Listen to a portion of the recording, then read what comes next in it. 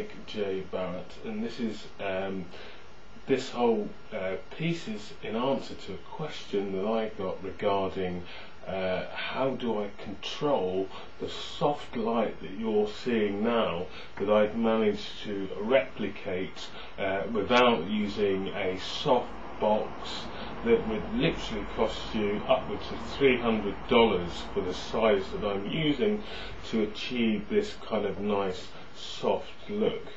I am actually cheating. I'm shooting on a webcam that has a manual exposure, so I can play around with the exposure, which does help me a hell of a lot, as you can see. Woo!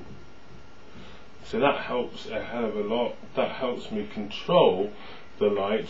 But for you guys that haven't got the Logitech 9000 Pro, that's the Logitech 9000 Pro. I think you can pick it up for $80, something like that. Probably one of the only webcams that I've seen that has a manual override on the exposure, which is very important when you're doing things like this online, you know, sort of promoting yourself or your business, or just doing some kind of small short film or drama. So how have I managed to do this? I'm just going to put the laptop down. What I've got here is a device that's stopping me looking something like this. Now obviously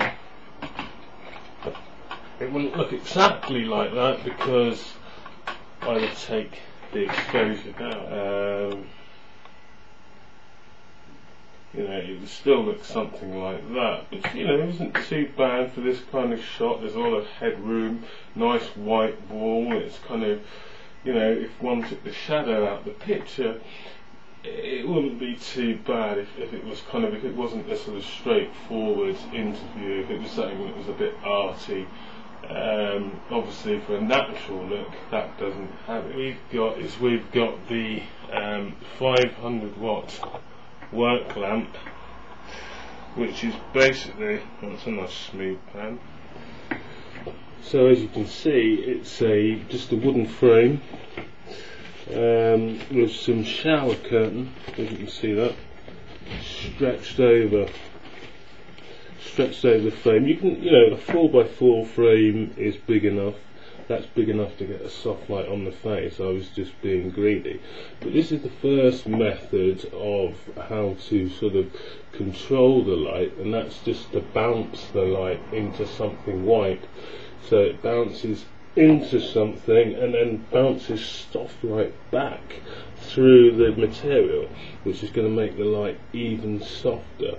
So if you've got a white reflector or a white piece of polystyrene or white wool, you kind of make a bit of a triangle where you shine your light into the wall like so, and then the light that reflects back is soft, and then this just takes the edge off the brightness of the light, which makes it even more softer.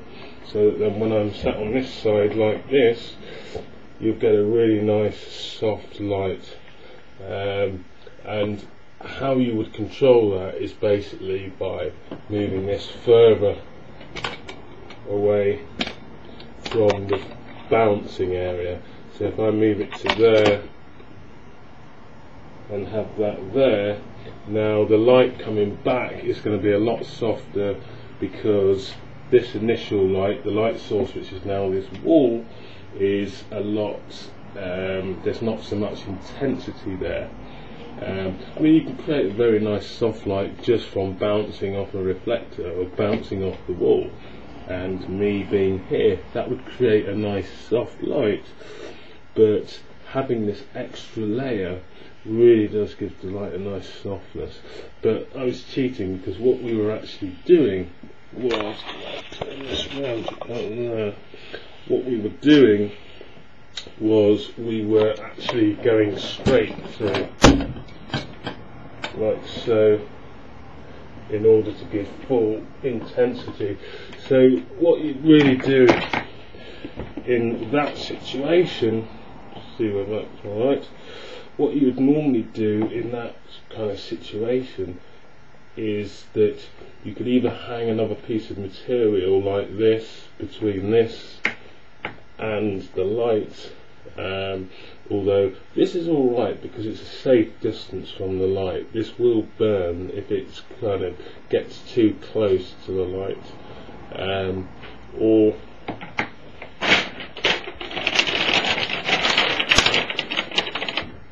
this